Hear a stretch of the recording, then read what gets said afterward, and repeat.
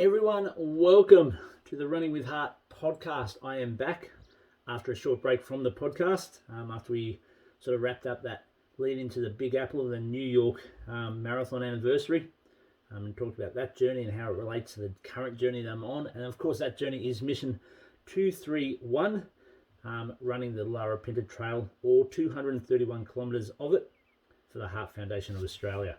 And so this podcast, well timed in the return of the podcast, because last weekend, as my followers would know, I ran 100 kilometres, did it with Craig, my running buddy, and fellow runner who is also doing the Sonder Monster with me. And we had to run the 100 kilometres distance to show the West Max Monster crowd that put on the Sonder Monster out there in the Northern Territory that we were, I guess, capable of having a decent crack at completing the 231 kilometre distance. It's not just a matter of anyone can enter and anyone can stand on the start line.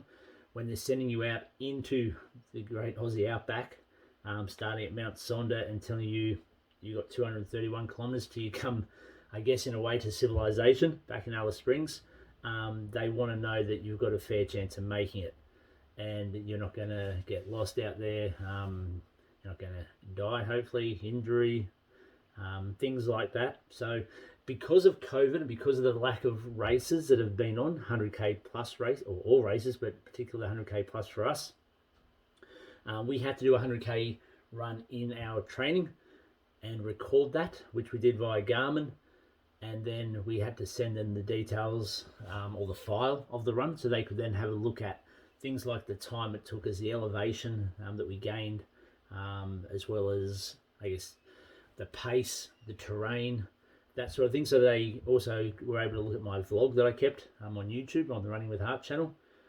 And so from that, and the good news is I can tell you that we have been given the green light.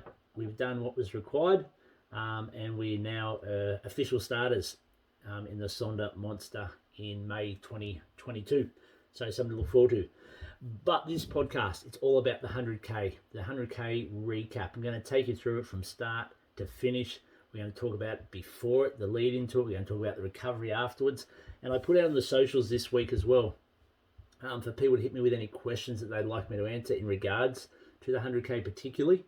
And yeah, really great response from the questions. So thank you for everyone who's sending questions, and I'm going to do my best to answer all those questions during this podcast, particularly around, which I also put a post up on the socials after the run, particularly around the anxiety battle I actually experienced or had to work my way through while out there doing the 100k run last weekend.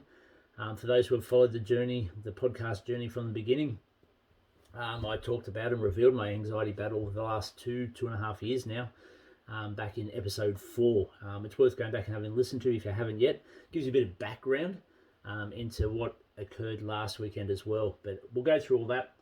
I want to be an open book. I want to go through it. And the more we can talk about mental health as well as heart disease, the more lives we can hopefully change. And that's what it's all about, the mission. So let's waste no more time. The introduction is done. Let's get down to the 100 kilometre Hillbilly 100, as we nicknamed it, the Hillbilly 100. So we ran it last Saturday. That was being the, can't remember the date, the 11th of December. Now the plan we put into it, when we knew we had to run 100 Ks to get, I guess, that tick of approval for that final stepping stone into the entry. We'd paid for the entry, we'd done the entry side of it for the Sonder Monster. It was just a matter of showing that, I guess, we were worthy to stand on the start line. And so when we knew that was the case, it's been there for a bit when we wanted to do it. So originally we were looking at doing it back in September. And of course I hurt my ankle towards the end of August, which put a slight speed bump in that scenario. So then it was a matter of doing the rehab on the ankle, building the kilometers and the time in the legs again, and then being ready to have a crack at the 100 when we thought the time was right. And we had to have it done by the end of January, 31st of January 2022. So ideally we wanted to get it done in December. That meant if something went wrong out there in the 100 Ks and we didn't get to complete it, it meant we had anywhere between 4 to 6 weeks to recover from the first attempt and then back it up and have our second attempt before the end of January. Because if we missed that date, we missed out on the Sonder Monster next year. So that was taken into consideration. So we figured early to mid-December was the best time, a couple of weeks out from Christmas as well. And also what it tied in with, if all went to plan and we got to complete that 100-kilometer distance in early to mid-December, it meant we could actually take a nice, easy, comfortable 3 weeks off following the run, and then get right back into the training at the start of 2022. So as you would know, following on the socials, we did achieve the 100K distance. So we're now in a nice little rest period, which the body is enjoying. So we chose to do a run that we had to make sure we had the elevation right. So we're aiming for a run that had elevation of 3,000 meters plus.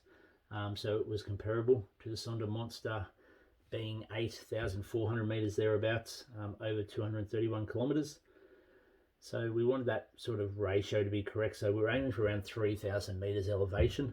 We obviously had to do it on the trails, again, similar to the Sonder Monster. And we need to, or we wanted to and needed to, include a bit of fire trails and a bit of technical terrain, some single track, because we're expecting that out there too when running the Lara Pinta Trail. So then as we planned the course, as we led into the early December period, we were looking at something where we could easily have checkpoints set up for our crew. We didn't want to obviously be out where it was hard for the crew to get to.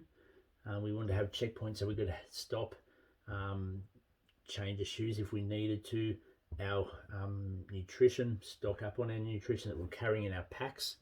We both carry the 12-litre pack, the Salomon S Lab 12-litre pack.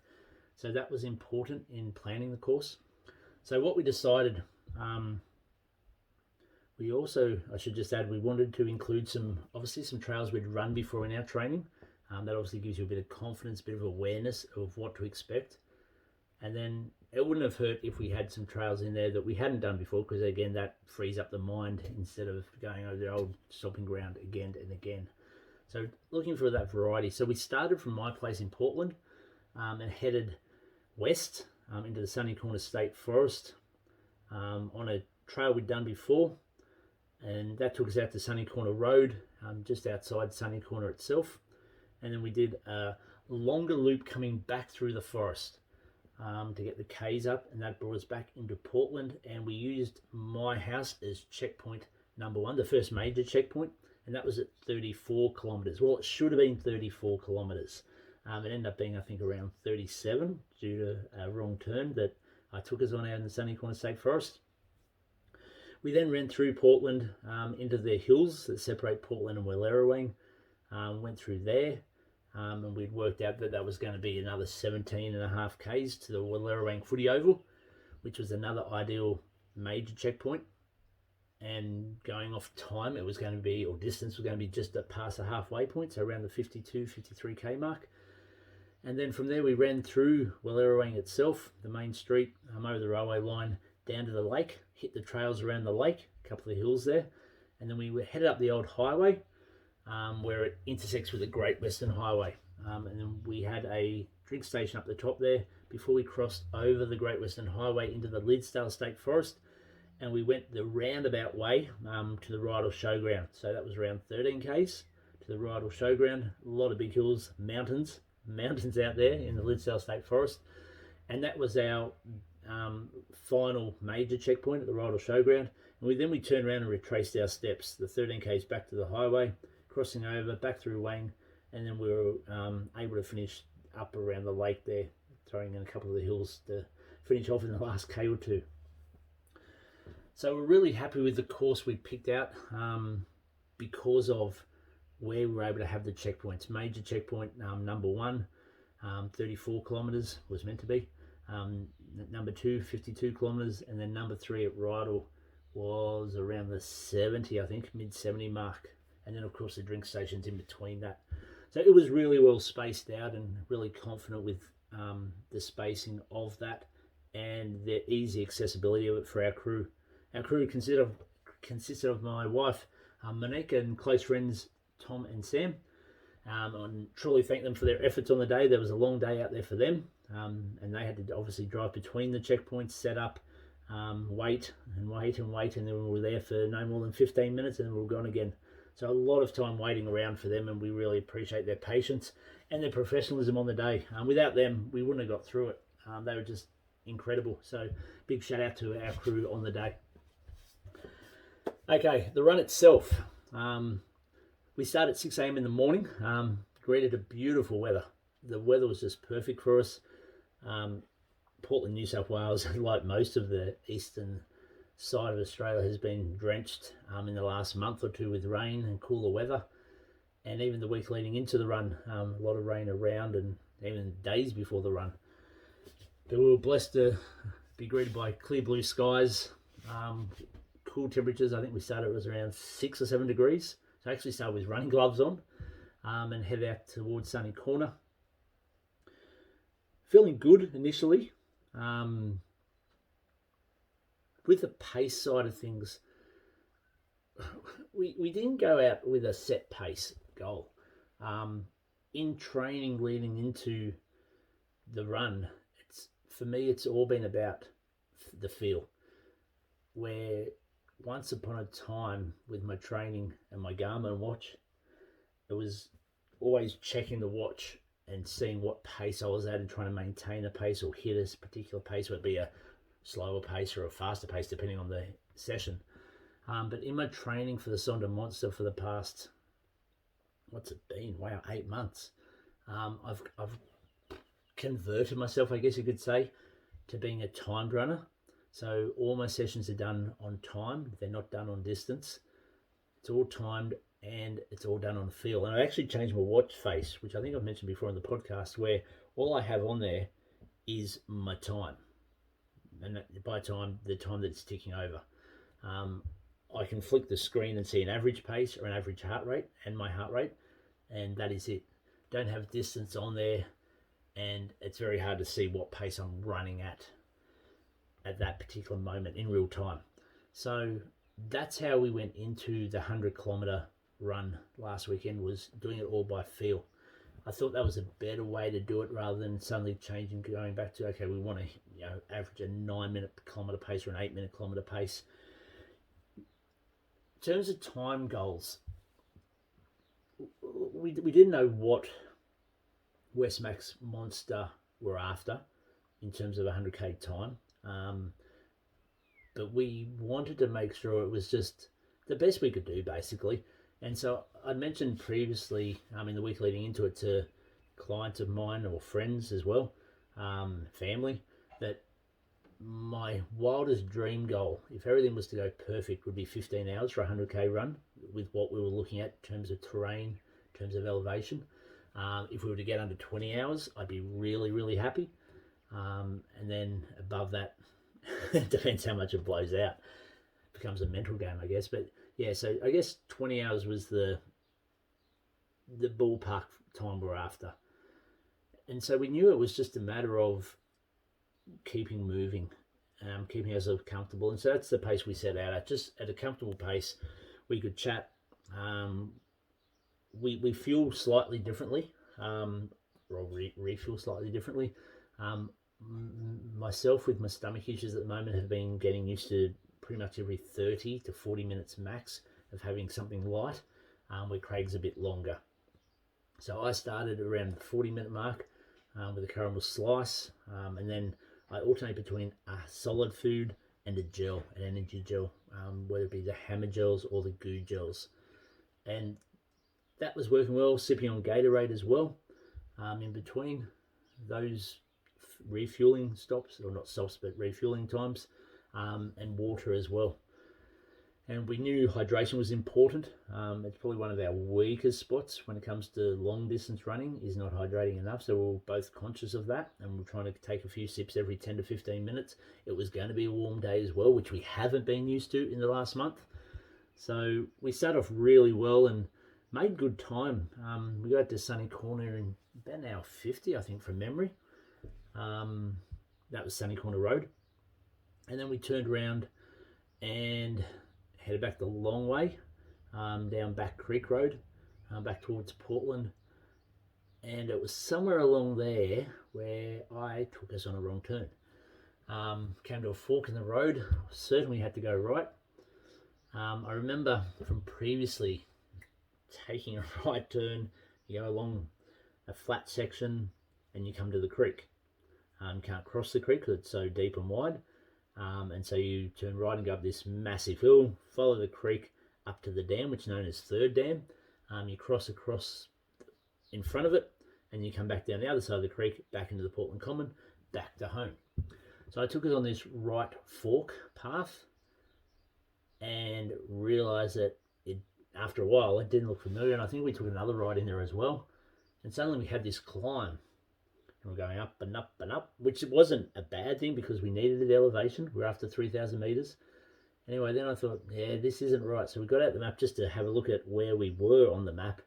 And we're actually backtracking back towards Sunny Corner, which is probably lucky we looked at the map when we did, because otherwise we would have ended back at Sunny Corner Road, which again doesn't matter in the whole scheme of things. We're doing 100 Ks and meant less running at the end, I guess.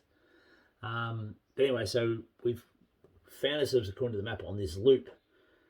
So we figured we had to follow the loop around and then look for just a single motorbike track or something that was heading down the hill, which we did find, and it was a lovely downhill section. Came down on the path and thought, you beauty, we're back at the creek, this is where we need to be. We head right, we'll get to the dam. And then we found out that we're actually on the path that we should have been on originally, and we still had to go up over the massive hill. So it ended up adding 3-4 kilometers, I think, to the trip, which again, not bad in the whole scheme of things. That meant that with the course we'd marked out, it was about 95 Ks, and we figured we'd have to run back up into the Wang Hills to get the final 5 Ks. By doing the extra out there, it meant it was going to be closer to a Wang finish, which is probably a good thing. Anyway, I was coming out of the Sunny Corner State Forest, where I experienced just a short, sharp pain in my lower sternum area of the chest. Came and went just like that, click of the fingers. I've had it before, but it was enough to set off a bit of anxiety in my head. For those who followed the journey, 2.5 years ago, when I suffered from vestibular neuritis, and at the time thought I was suffering a heart attack, I developed an anxiety disorder from that, in fear of having a heart attack, in fear of going dizzy and dying or collapsing. And it's something I've dealt with and fought for the past 2.5 years now. So to suddenly have that happen at what would have been around the 30k mark was a concern for me. One, that my head allowed for the agreement to happen, I guess, in my head, that I call panic, so early on. And two, I'd sort of dwelled on it a bit. So anyway, shared what I was going through with Craig at the time, continued on, came to the checkpoint. Monique was there on the veranda, and we swapped over our food and what we had eaten in our pack. So we had new stuff heading into the Wang Hills, and it was warming up at this stage. And I remember taking a couple of ice blocks off Monique, and I actually thought my anxiety was under control at that point. But I found out after the run that Monique actually could tell that I was suffering from anxiety at the time, which is interesting because I actually thought it had simmered, but obviously to me it was a normal level, but that normal level to me is something that is noticeable to people on the outside, I guess. So anyway, we headed off through Portland and up the Kookaburra track and into the Wang Hills. Again, just casual pace. We were doing really well for time. We'd come into Portland about 20 minutes earlier than we'd expected based on the 34k time, and we'd done the extra 3 or 4ks. So things were going really well.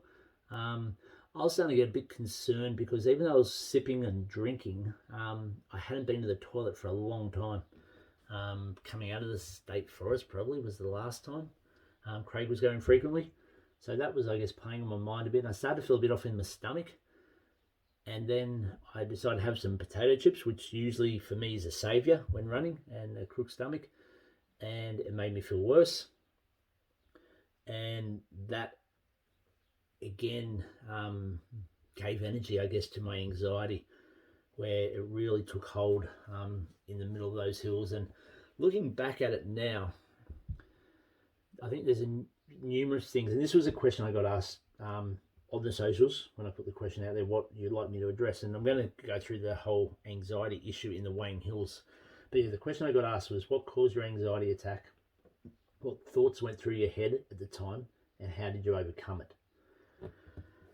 So the anxiety attack, which really climaxed in the Wang Hills, I think now looking back was contributed by a number of factors. Firstly, the sharp pain that I experienced back in the state forest, coming out of the state forest, that was playing on my mind. That was sitting there, I think, at the back of my head. Look, at the time, even though my head, I guess, put the warning sign or the warning bell, pain in chest, heart attack, and that's what triggers the anxiety. I think I knew it was wind. It was just wind coming up.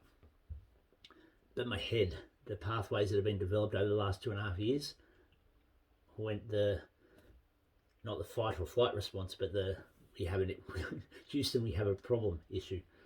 And so then in the Wang Hills, when my stomach started to feel upset, that was then triggered by, or the anxiety that then built on that, I think was triggered by 6, maybe 8 weeks ago, when I came down with a very sudden stomach bug with vomiting and stuff.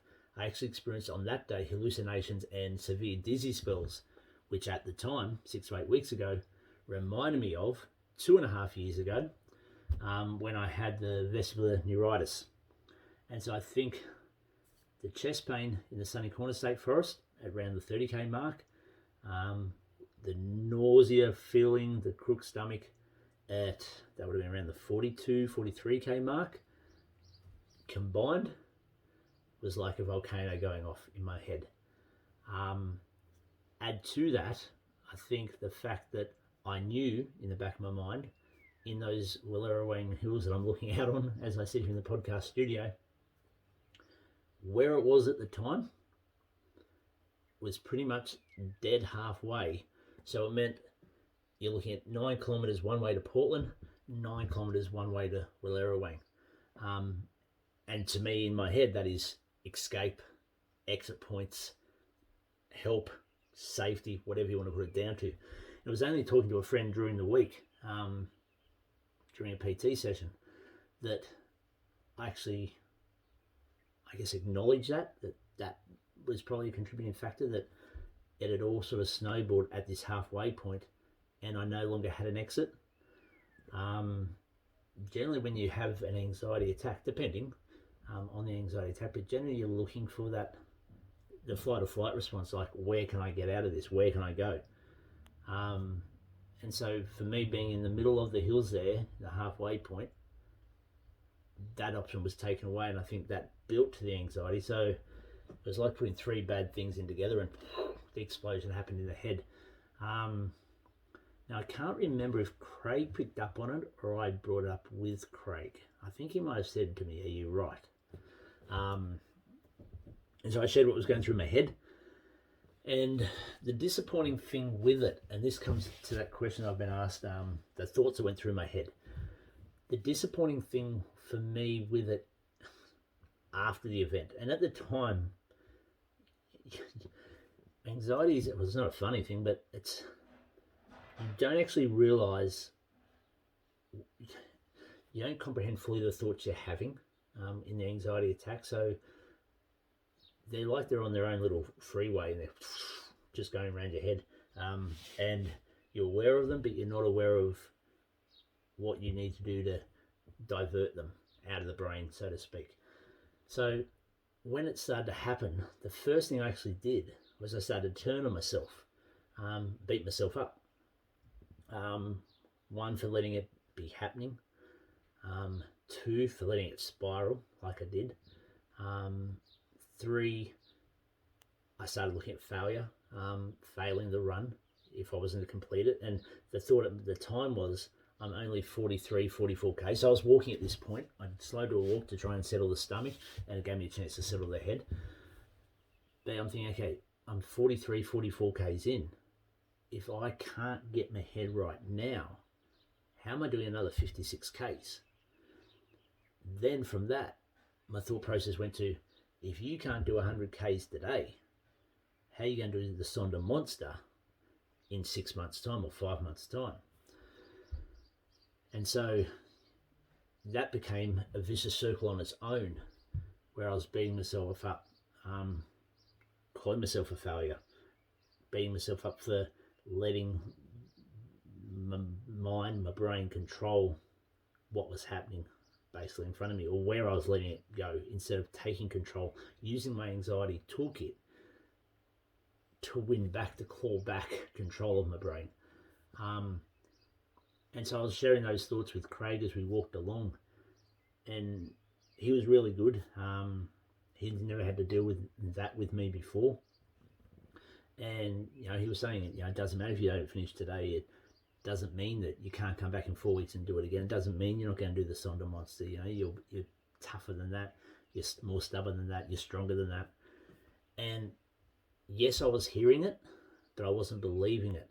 And so, because all my thought process and my brain power, so to speak, was going, all the energy was going to, is my chest okay? Is my stomach okay? I'm going to throw up. Is my head going dizzy? I haven't gone to the toilet for ages. Am I drinking enough? What am I going to do if I can't eat? And I went through, I guess, and maybe this was another trigger as well, the 12-hour Team Kelly event, fundraising event last year. I got crook in the middle around the 3-4 hour mark. And I had to actually walk for 2-3 hours to settle the stomach and try different foods to keep it down, to see what I could get energy in. And that day I kept going because of the cause. It was for Keely. And so, the money we were raising for Keely last year was what kept me going at the 12 hour, when it would have been easier to just to pull off to the side and go, the stomach's done, I'm out of here. And so I drew on that same strength, started drawing that same strength in the Wayne Hills, where I thought of all the people, and this is the one point I guess maybe I started to save it was, so I was having the point of failing the 100K, failing the Sonder Monster, and failing all the people that were supporting it. And so many people had donated towards the Heart Foundation in that week leading into the 100K. And while we were running, we were getting donations coming through the notification from the Heart Foundation fundraising page. And so in my mind, at one point, I guess I'll use the word pressure that was on, or the expectation of the supporters who had supported the cause. You're feeling that pressure, like, I've got to do this because of support, which can make it harder. But it was that pressure that also helped me lift up, and thinking, I'm running with heart. I'm running for all the people that have suffered before, all the people that are going to suffer in the future, and all the people that believe in me in doing this. So it was just one foot in front of the other. Tried doing a bit of running. Craig put on some Will Smith motivation on his phone, and it was good. I can't remember exactly what Will Smith said. I do remember he said everyone should read and run and read. So take that advice, everyone. Run and read. Very important. I also drew on to keep myself going through to Wayne. I've got my ultra running mental strength training for ultra running book, which talks about different goals and different tools there that you can use. And then also on books I've read, written by runners in terms of ultra running particularly, and things that they've had happen to them and on the course and what they've done to keep their race going. I was able to draw in a bit of that. In amongst all this, we took a wrong turn, and we had no idea pretty much where we were. We recognised the spot we'd been once before on a run in the Wayne Hills, but we had no idea which way was out. That was, I guess, in hindsight, maybe a good distraction to the battle that was going on in my mind at the time, and probably needed distraction. But at the same time, I think there was another part of my mind Another, if you picture it as, what do you call it, bar graphs. So my anxiety bar graphs through the roof at the moment. And then this was another bar graph forming of anxiety, because where are we? How we get out of here? And again, looking back at myself, looking for that exit point, the safety, I guess, of the Wang streets, and a checkpoint and a chance to reset. And suddenly that exit was taken away. But anyway, we bush bashed and we got onto a path and went past again the right path, and we end up backtracking again and finding the right path. And long story short, we came out of the hills of Wang. Finally went to the toilet and my urine was orange. And sitting here to this day, a week later, I still don't know if it was actually orange. I say that because I've never seen it that orange, and straight away the alarm bells was, you're severely dehydrated. Once you're severely dehydrated, it's very hard to save a 100k race, especially when you're only just hitting halfway. And I thought, this isn't happening. And so you stay calm with that, and you think, okay, keep drinking. I think I have been drinking, so why is it so orange? I don't know to this day if it was orange or whether it was my head playing games, looking for an option to get out of what I was doing. I think there was part of the brain when it saw the orange urine was like, okay, you can stop. You're going to have to stop. This is becoming a safety issue. But anyway, continued on down the road to the checkpoint where we were greeted by our crew. They were so professional. Craig let them know what was going on with my head. I let them know my head wasn't right. And they said everything right. They went about their task, because I was changing shoes at this point.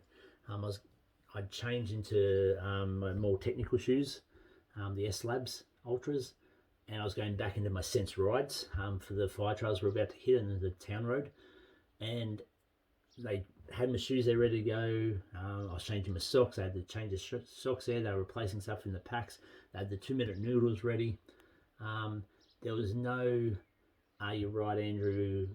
Are you sure you want to go on? Do you want to stop and think about it for a while? There's none of that. It was like, okay, we're getting you ready. You're heading straight back out. And that's what was needed, because if you're suddenly given an option out by someone, your mind takes it, especially at the point I was at then. And what I knew I needed to do, and that's what I went straight to doing while they got everything ready for me. I headed straight for the mat, and this photo was shown on the socials during the week. Lay down, grab my headphones out, put them in, and put my music on. And that music is music I listen to in my stretching, my visualization sessions that I do in my training. And it relaxes my anxiety, it calms my mind. I can fall asleep to it. It gets me that low. What's the music, you say? There were parts of 3 songs I played, I believe. Just 10 seconds, 20 seconds of each. Miley Cyrus came on The Climb, which is a really good one. Just the words of that resonate. So I listened, I think, to the first verse maybe of that, about climbing another mountain.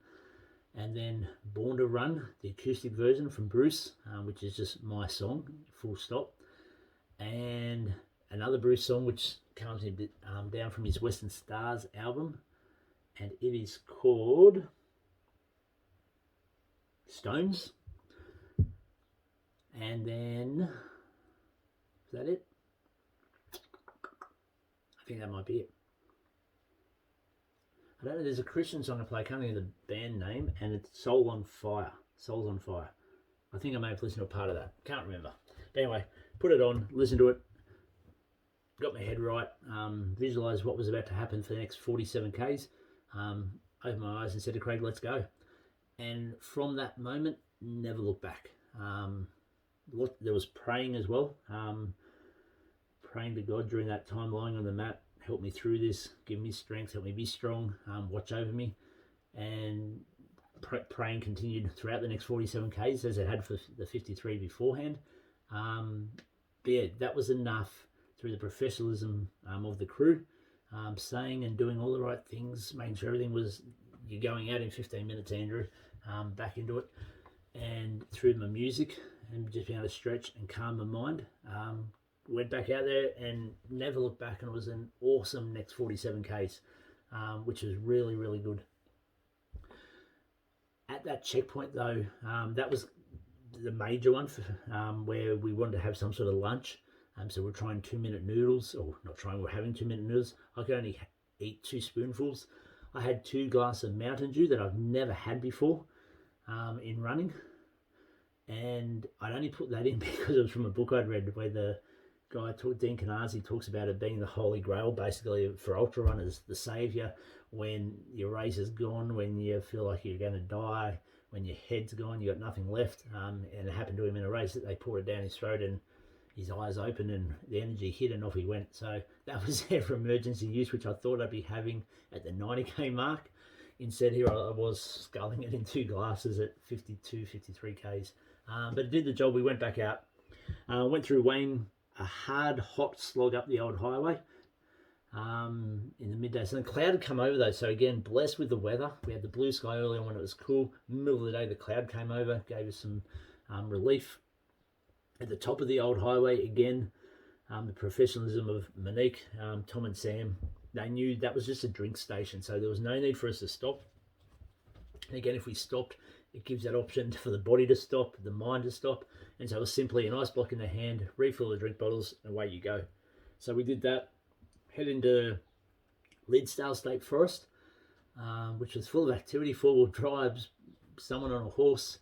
I think they were bushwalkers maybe, I can't remember. But yeah, that was really good. We knew that was going to be a challenge. At this point we're looking at around the 62k to 77k mark, I think, something like that. Some big mountains out there, and we came down one. This is about 4k's out from Rydal. You go down one, it's massive, and then you climb up out of it from the creek, and we knew we had to come back this way. And it was obviously easier the way we were going to Rydal. And I actually put out the suggestion to Craig that we change the course to avoid the hill coming back. Craig, knowing me, entertained me with the thought of, yeah, maybe we could do that. But knowing that I would never do that. I would not walk away from a challenge of a mountain. No, I didn't. So yeah, we ended up going back the same way. At Rydal, again, a really good major checkpoint changeover. We changed shirts because we're going into possibly dark. They were doing really well for time. I think it was 4:30 or 5 o'clock by the time we got to Rydal, which is really good. Again, ahead of time. And we're doing so well for time through the whole thing. I kept looking at my watch and, to tick over 8 hours, 9 hours. I'm thinking my clock must be wrong, because I thought we've gone so far and the time is still so little. And we never got too far ahead of ourselves. We kept reminding each other, run the kilometer that we're in. And that really helped. Like you occasionally talked about, if we're feeling this good at 5Ks to go, it'd be really good if we were doing this at 3Ks to go. But we never got ahead of ourselves too much. It was always, let's worry about the kilometer that we've got in front of us and make sure we do everything right in that kilometer. And so we probably weren't eating as much as we would have liked at this point, but we were still eating. And it became from the Rydal checkpoint back in to the end. So this is the last 22 Ks or something. It all became a matter of trying something, anything, and just seeing if it would stay down. And everything stayed down for us. We'd still alternate between gel and chips, or Craig was having chips. I had a banana. Scoobies, the Scooby snacks, love them on the run. I had a finger bun at one point. But yeah, it was matter like, I don't really feel like eating, but we'll give this a go.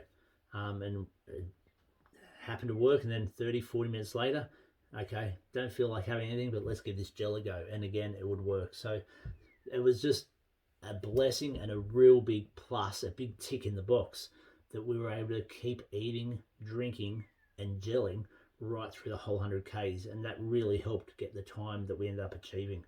So at Rydal, we changed the shirts. I put on a brighter shirt in case we got dark. I had a stretch again on the mat. I thought about putting the headphones in, but didn't feel like I needed them, which I didn't. Again, our crew filled up our drink bottles, made sure we had restacked food, put some extra in because we didn't know were allowing for fatigue taking part. So, it was 13 Ks back to the next drink station. It took us 2 hours to get there to Rydal.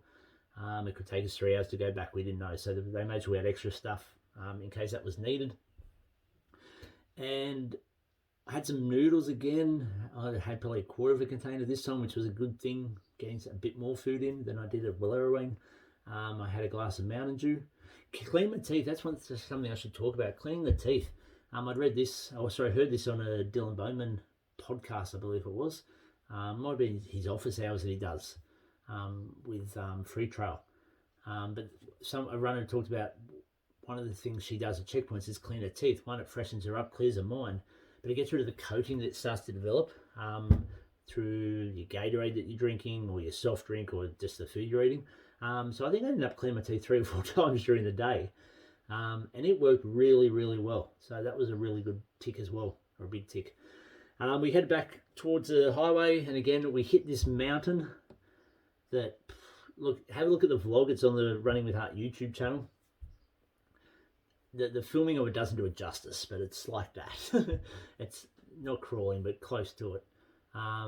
There, we conquered that mountain, and you could almost, again, not getting too far ahead of ourselves, but you could sense that victory once we got over that mountain. There were more to come, and probably one that's worse. We actually debated that when we were going up this rocky one. Is it worse than the other one? I still don't know. The ground was harder on the rocky one than the fire trail one, but I think the fire trail one was steeper and probably longer maybe. But anyway, it's there on the vlog. Have a look at it. But you had that sense of victory conquering it. And I guess for me, every positive win like that was another win for my mind as we kept going. We hit the old highway again. Top of the old highway, that was at 88 Ks, I think, from memory. Again, we just kept going through that. We chopped up the drink bottles and continued on our way. We asked the crew to be at 95 Ks in case we needed them. That would be down at the dam. And then we hit the dam, enjoyed that downhill section down to Wang, and then hit the dam, the trails of the dam at around the 95 K mark. Again, ran through the checkpoint there, or the drink station, and hit the hills behind the dam to finish it off. And came in just after dark. Time was 14 hours and 39 minutes, 13 seconds. And still, it's been a week and I'm still blown away by it. And I really haven't had time. It's been a busy week with Ant Fitness and work and family and Christmas. I don't think yet it's sunk in what we actually achieved in that time last week of 14:39. Like, as I said, my wildest dream was 15 hours. To achieve 14:39, yeah, it just blows my mind. Really proud of it. Really, really proud of it. And just awesome to do 100 Ks. 100K run is something Craig and myself have talked about since we did Big Red Run in 2016. So we're talking 5.5 years almost, or it is 5.5 years. Because it was in June. Wow. Because we finished Big Red Run with 84 Ks on the final day. It was a 6-day stage race, 250 Ks. And the final day was 84, second last day was 84 K day. You ran 6 Ks into Birdsville the next day. But the long day was 84 Ks. And even then we talked about, doing 100 K one day, and, different races have come up and we've toyed with the idea, both individually and as running buddies. And a few times I've started training for a couple of 100K races and then go, nah. Then I've picked out another couple of 100K races and to think, maybe I'll train for that, and not done it. But yeah, we had to with part of the Sonder Monster. So to finally tick off 100Ks is something really pleasing and really something I'm really proud of. To do it with all the support. I put out the call the week before to all my followers and friends and family that if we get everyone to donate $5 and we can share that story around and potentially get 1,000 people to donate $5, we can raise so much for the Heart Foundation. And the response to that was just incredible. And in that time, so in the last 2 weeks, I've got it written here somewhere, we've raised just under $1,400 for the Heart Foundation. And thank you from the bottom of my heart for that support, that belief. It means so much, and that's just such a great figure to get in 2 weeks, less than 2 weeks for the Heart Foundation. So excellent work, everyone. Really appreciate the support for that. So yeah, $1,400, just under $1,400. Okay, I've given you a rough recap of the 100K. It's a long podcast, so I apologise. There's probably more I could have said about it, but I want to go through some of the questions I've been given on the socials to do with the run, obviously, before and after. I think I've covered the anxiety attack, the thoughts that went through my head, how I overcame it. Then I've been asked about how do you recover from such a long run. So usually recovery's a bit of, for this one, recovery's a bit of a, not trial and error, bit different to usual. So when you would do a long run like that, there's different rules of thumb people put out there when it comes to long running. They say for every 10Ks you race, you should have a week off. Every 10Ks you race, you should have a week off for proper recovery. And that's generally pretty spot on. I've found in the past with my marathons, it usually takes me 4 weeks to, after doing 42Ks, it usually takes me 4 weeks to feel myself again. Yes, you can go out and you can run and you can do exercise classes and different sessions, but you still feel the after effects of the run, where the legs are heavy or they're tired or they get sore quicker, and it takes that full 4 weeks to recover.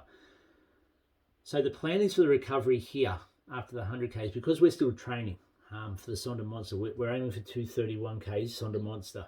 So the plan is to have this week that's gone, so it's been a week since the run, a full week of doing nothing. By doing nothing, that excludes for both Craig and myself work. We're both in physical jobs, Craig being a builder. He's been roofing all week and I feel so sorry for him up on the roof with his legs. And I'm a fitness trainer. So I've still done the classes with Ant Fitness, and I've still done personal training sessions. On Friday, I had my biggest physical training day in terms of running with my personal training clients, and the running group, the Hillbillies. So on Friday, over my PT sessions and the running group, I would have covered about 12Ks, did 28,000 steps on the day. And I woke up the following day feeling like I was back to last weekend after the run, where the legs are in agony. So that sort of shows you the recovery that's needed. So the plan is to have that 4 week off, and then this week, the week before Christmas, and then we'll have Christmas to New Year, still downtime. Probably put some walking in there if we feel like a light run, to do a light run, but nothing programmed. No, you must do an hour or you must do 2 hours. It's all recreational for the next 2 weeks in terms of running, and we'll probably start bringing some weight training in there and continue with the core training. And I'll start my stretching again and my visualization, because that's important for my head and my anxiety battle going forward. So yeah, in terms of recovery, that's the plan. A full week off and then 2 weeks of recreational sort of activity. Nothing where it's programmed saying you must do this, you must do that. It's just like, I feel like a run, I'm going to go for a 5K run. Or I feel like a weight session, I'm going to do a weight session, but nothing heavy. And then after the 3 weeks, so start of the new year, 2022, we're straight back into it, building towards the Sonder Monster in May. Also got asked, was I sore days after? The answer to that is yes, I was. So we ran on the Saturday, woke up on Sunday in a world of pain. There weren't many steps in my day. On the Saturday with our run, I think I did 122,000 steps. On the Sunday, I reckon I would have been lucky to make 1,000. On the Sunday, enjoyed breakfast out with Monique. Big breakfast out to refuel, restock the empty stores. And then, yeah, pretty much watched a couple of movies, paperwork for Ant Fitness, and not much else. That was important. Still sore on the Monday. I actually woke up on the Monday morning to start my week of personal training nice and early at 5 o'clock, and got out of bed expecting to be in that world of pain still, and I thought, wow, it's actually not too bad. 4.5 hours later of being on my feet, the legs had had enough. They'd had enough and were protesting every little movement. And so had butt belly thighs that night at Ant Fitness, and Craig came out to that. He was part of the class, and we both did that class, and it hurt, but I actually think it helped. It's always important to keep moving in recovery. Even when you're really, really sore, keep moving. Just gentle movement can help. And then Tuesday, I was still sore, sort of touched the quads, the front of the legs, the upper legs. But by Wednesday, that was subsiding, and I could, if I had to have run on Wednesday, I could have. By Thursday, I felt like I wanted to run. So I was really happy with that recovery. But as I said, on Friday, I had a big training day in terms of running, 12Ks run over 3 different sessions, and my legs were in a world of pain the following day, which was yesterday. So yeah, I have been sore, definitely. Did I get any injuries? Along the way? I'm going to say no to that. No injuries, just sore spots. At some point, I think that was in the Wayne Hills, which was a bit of a concern for me. I got a hot spot under my right big toe, which I very, very rarely get hot spots. But it didn't eventuate into a blister or anything. It was just there to let me know. But not an injury. My ankle, or both our ankles, because Craig's had a crook ankle too, and so have I, obviously, back in August. That didn't give any grief at all, which was really, really good. It's been a bit sore this week, which is normal after a big training week. But yeah, no injuries on the day itself. Really sore. A lot of people think you don't run with your arms and your shoulders. Like we carry packs, as in 12-litre packs. We've got a bladder, which carries anywhere between 1 litre to 2 litres of water. 2 500ml bottles we carry at the front, and then our first aid, snacks as well. So maybe 5 kilos we're carrying. But I was so sore behind the shoulders, like just a touch, to scratch, world of pain. But yeah, no injuries, blessed with injuries. And I think that too, though, I think it's credit to our training. And it was the same with Big Red Run, where we really put in the time and the effort on the training. And out of all the runners there, we probably fed in the better half of everyone, without blisters and black toenails and that sort of thing. And again, my feet have come through good. I know Craig was wrapped with his feet, and he endorses the Salomon S Lab Ultras, I think they're called. Hope I got that right. But yeah, no injuries whatsoever, but we've put the time into the training. We've done the long runs. We've done the elevation work. We've run 5 days a week on average. We've done weights. We've done core. We've done stretching. So we're ticking all the boxes. And yes, it's all time consuming, but you come out the other end at the end of your event way better for it. And I think in a way, I look at that 100K and it doesn't feel like we did the 100K. And I think that's where the surreal part comes into it, because yes, we were sore for a few days afterwards, and still sorry if I do stuff now, but it's not bad. It just reminds you you've done it. But to come out feeling so good after the 100Ks, and at the end of the 100Ks, could have kept running, which is a really, really good sign, and shows that our training is on track for 231. I stopped, sat down straight away, pretty much, and seized up. And I couldn't have kept running. But if I hadn't sat down, yeah, I could have gone back out and run another 10, 15 Ks to the next checkpoint probably, and then gone, okay, do we have to keep running? So I think that comes back to the training, and the training helps us stay injury free. So we're both very lucky with that. And especially on the terrain you're on, like there was a lot of rock. Again, if you look at the vlog, I try to show you on the vlog the different terrain, the different rocky areas we're in. And it's just a matter, which we both discovered during training when we hurt our ankles. It's just a matter of hitting a rock the wrong way and rolling it, your foot the wrong way, and you're injured. So yeah, we're definitely blessed on the day, staying injury free right through the whole 100Ks. Another question I've got. How do you stop yourself from getting bored when you're out there doing the 100K run? Good question. Look, again, blessed, lucky to have such a great running buddy in Craig. It would make very interesting podcast material, very interesting vlog material, possibly, if we were to record the conversations we have out there. We cover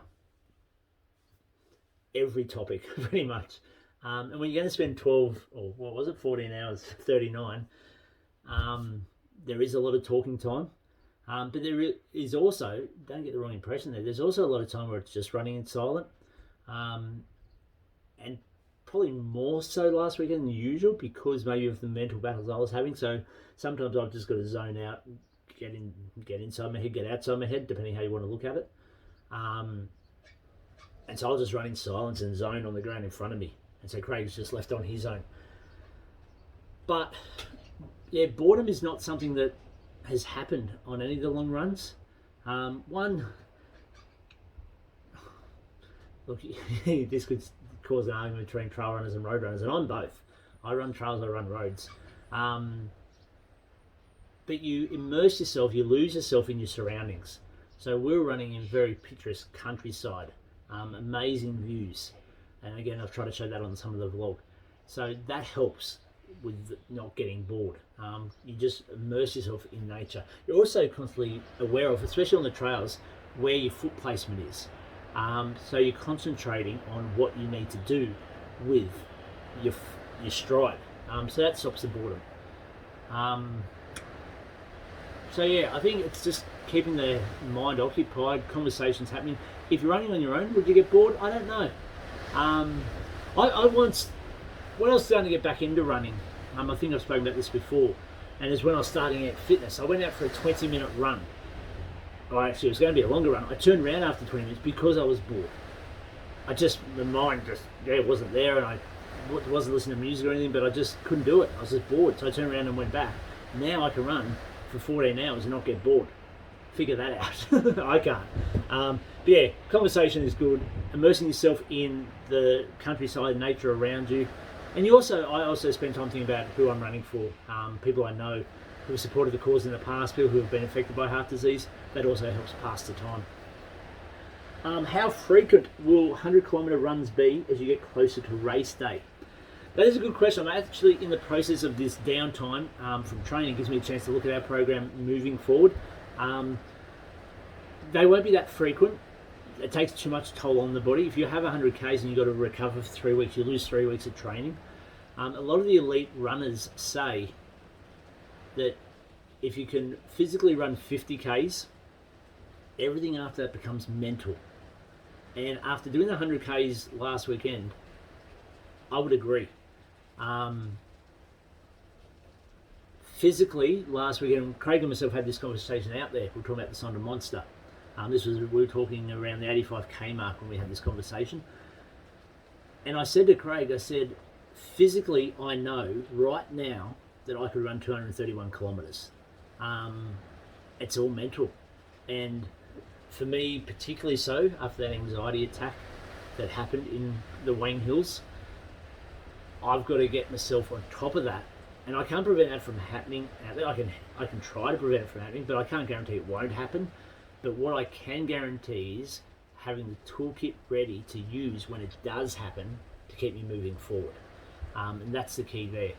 So yeah, physically, I'm really happy where we are training wise. As a fitness trainer and as a running coach, I couldn't be happier where we are physically with our training. To do the 100 Ks in under 15 hours, 20 minutes under 15 hours, as I said, wildest dreams, fantastic. It doesn't mean we're going to turn around and run a 35-hour Sonder Monster. The longer you're out there running, the more things go wrong, nutrition-wise, sleep deprivation, hallucinations, injuries, the list goes on. So we're aware of that. So the 60 hours is still a challenge by all means. But yeah, we may do another 100K, maybe even a bit longer. Mentally, I think it'd be really good to knock over half the distance. But again, you've got to allow for a recovery period. So we'll gauge that up after we come through this recovery period. If we recover really well and really quickly, like we feel like we're back to our normal self, so to speak, in a week's time, and it's only been 2 weeks since the run, I'd probably consider definitely another 100K, if not more, in that time. But yeah, really good question. So yeah, I'm expecting to stick to the program we've been doing, but putting a bit more training in, especially for me, for the mental training side. And that's going through my strength training book, a mental strength training book for ultra runners. How do you manage to run after eating?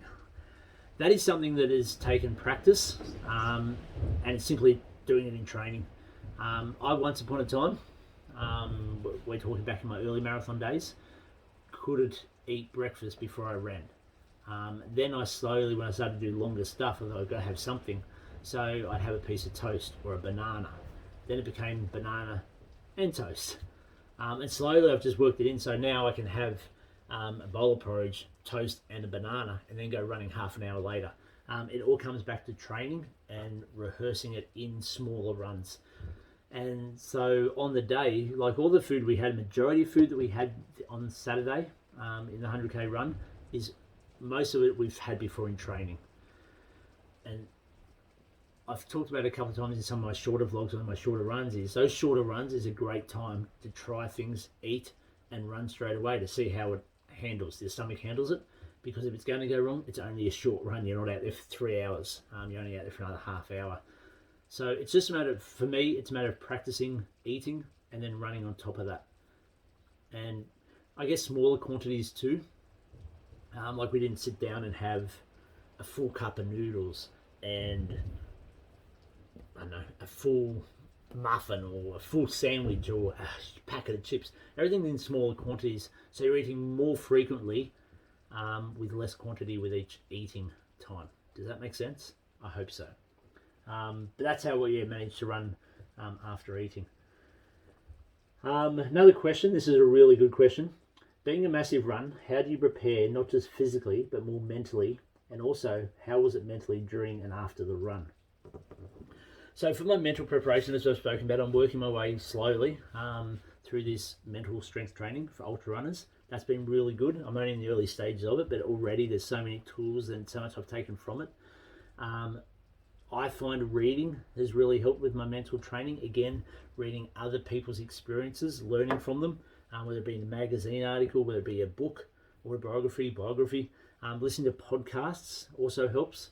I find it's all about education. But mentally, specifically for me, is lying on my lounge room floor, my headphones in, listening to what I call my Sonder visualization track. It's on Spotify. If you want to look it up and have a listen, go for it.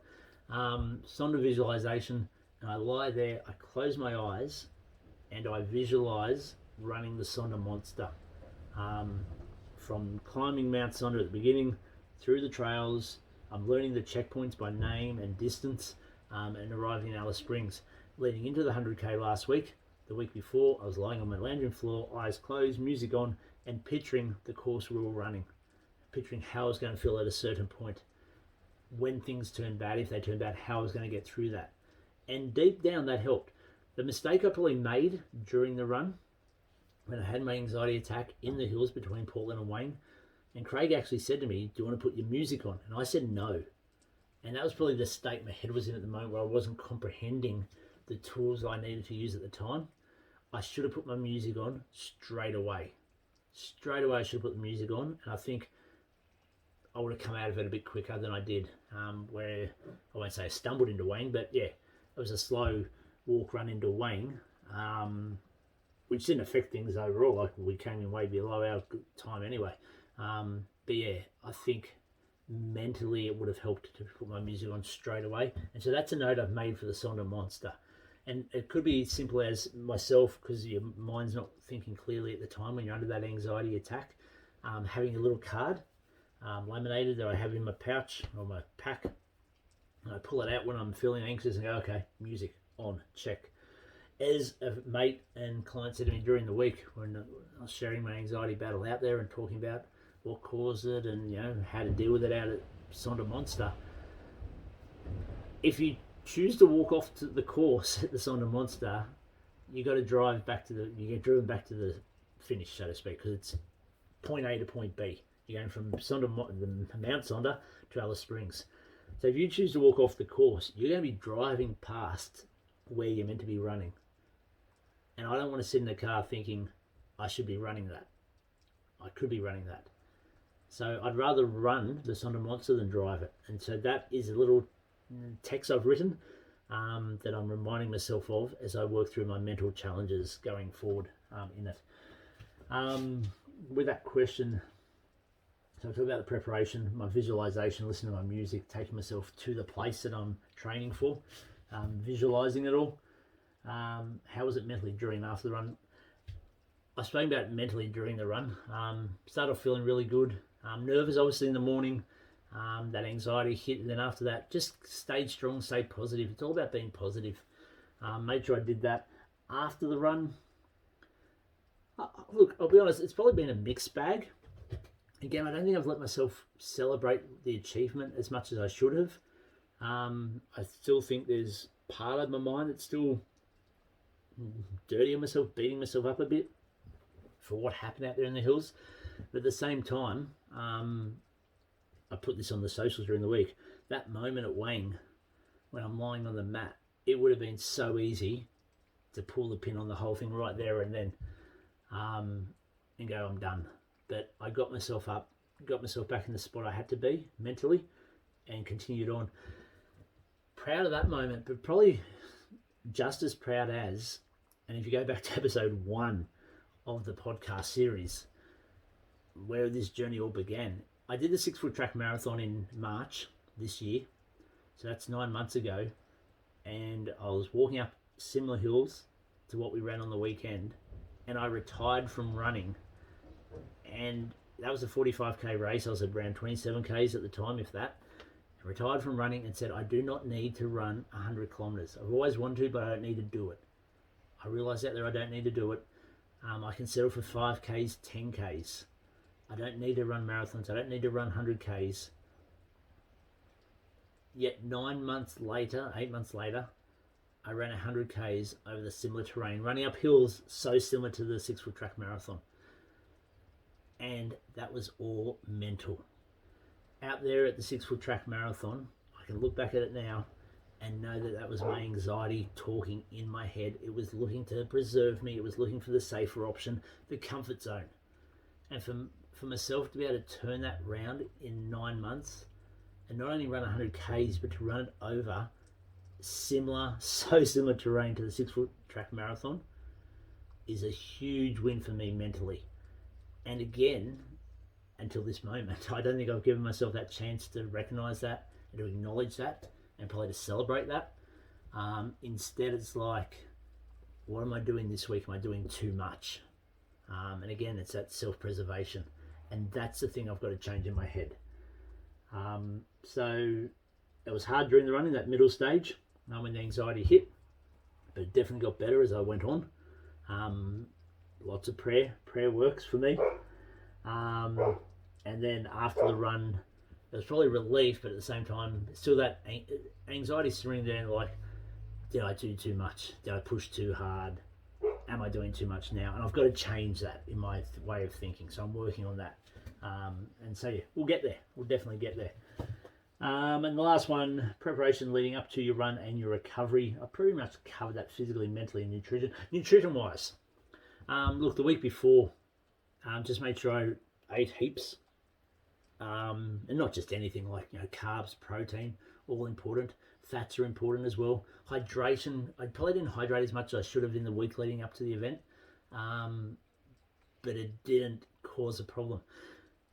Going back just quickly, I talked about the orange urine going to weighing. That changed after weighing. Never again was it orange. Had yellow, but not orange. I had Mountain Dew at weighing. Did that change it? I don't know. Was it Gatorade I was drinking at the time? I don't know. Was it in the head? I think so. Just made me think of that. But in nutrition-wise, I actually weighed myself. I don't know if I've got the figures here. I do. So I weighed myself before the run. Now I usually sit around the 70 to 71 kilo mark. The day of the run, I was 70.6 kilometers, 70.6 kilograms, and my body fat came in at 9.4%. The day after the run, the morning after, I weighed 67.8 kilograms, and my body fat was 8.4%. My weight was back up to its normal weight at 70.6 2 days later on the Tuesday. But my body fat was still 1% lower. My body fat has since returned to normal. But I've just made sure I've eaten lots of carbs, lots of protein. The fats are in there as well. It's all about replenishing the calories. Is there anything special I have? Not really. Variety of foods. Yeah, there's nothing where I go, that's a secret weapon that I have. Yeah, you know, I ate a good breakfast. I eat 2 breakfasts most mornings. With what I do with my job, I need lots of fuel, especially with the training. I have a good lunch. I probably don't snack as much as I should during the day. I probably need to eat more there. I have smoothies, I have yogurt, I have nuts, not as much as I should have, but I have nuts and seeds. And then pasta is always good for dinner. Don't always have pasta though, like we have a mixture. Variety is the key. And yeah, knowing that I consume, so my watch tells me, my Garmin watch tells me that on the day I burnt 7,919 calories in that 100k run. 7,919. So that's a big calorie deficit, and there's no way we consume that much while we're out there. So I knew it was important with the days after the run that we were making sure we were refueling the tank. And yeah, look, I was starving, absolutely starving on the Sunday and the Monday. Really, really hungry. And so yeah, I've eaten a lot in the last week. My after meal, what was my post-race meal? Well, I didn't feel like much. I actually felt nauseous at the end. And I think it was just all the different types of food we were trying to eat during the day, and obviously running and eating and all that, over 100 Ks. So I had half a Domino's vegetarian pizza, a small Hungry Jack's fries, and that's it. That was my recovery. That was my post-race meal. Went to bed and woke up during the night, and I've never done this before. Really hungry, really thirsty, and my kids had brought me out to the finish line a strawberry milk, oat strawberry milk, and that tasted so good about 4 o'clock in the morning. So good. It was really, really nice. So that was and then woke up and had breakfast. Probably from memory it was porridge and Weet Bix and toast or pancakes, I think actually, and then went out and had a big breakfast as well at the Hometown Cafe in Lithgow. Shout out to them. It was a beautiful breakfast there. But again, I couldn't eat big meals the day after, or probably the 48 hours after. I'd get full really quick, or I'd start to feel sick. So I'd have to have smaller meals. And that big breakfast I had at Hometown took a while to eat. I had to have it in. I'd have a bit and then have to sit and wait for it to settle and have some more. Yeah, I couldn't handle, the stomach couldn't handle big meals. There's a couple of days after. Physically, it was all about training. Getting the long runs in, time on feet. As I said, running to comfort, not pace. There were some quicker runs in there, but yeah, not focused on pace, not focused on distance. It was all about time, because it's all about getting the legs, getting the body used to being on your feet for long periods of time. That was the physical preparation. And that's how I'll continue into Sonder Monster. It's worked really well. It's so not me from the previous running experiences. I've always been a distance and a pace person, especially with my marathon training, but I've changed and I can't see myself going back. I really enjoyed the time and not looking at the watch and worrying about distance and worrying about pace. It's just so good just looking at time and just enjoying it. And that's what running's all about, everyone. And I'm going to use this in closing. I just want to thank everyone before I do close again for the support, for the comments, the congratulations that came through, the following while we're out there doing the 100Ks, all that support. You can never put into words. I can never put into words how much it means and what a difference it makes, knowing you got so many people cheering for you, believing you, and supporting the cause that you're running for. The tally is sitting at for the Heart Foundation $4,643. And there's more to be banked into that. So I'm hoping we'll hit 5,000 by Christmas in a week's time. Hoping. But yeah, look, thank you everyone for that support. But yeah, running, it all comes back to, it doesn't matter if you're running 1 kilometer, 2 kilometers, 5 kilometers, 10 kilometers, half marathon, marathon, or any ultra marathon distance, which is anything above 42.2 Ks. It's all about enjoying the experience. It doesn't matter if it's on the trails. It doesn't matter if it's on the treadmill or if it's out in the streets, on the road, at the park. It's all about getting out there and just enjoying it. We're blessed with beautiful countryside, beautiful streets. If you're blessed with health and the ability to run, make use of it. I'm sure there's people out there would love to be able to run. And it's a gift, I guess, I've been given. And I'm so thankful I get to use it to try and make a difference. to the world, to people in the world, and to people's health. If I can change one person's life by running 100 Ks, that's a win to me. But yeah, look, I encourage everyone to get outside, walk, run, cycle, just move. It's great fun. And however you do it, you know what I'm going to say, make sure you do it. Running with heart all the way. Thanks everyone. Hope you enjoyed the 100K recap. The podcast is back. I look forward to talking again soon. Bye.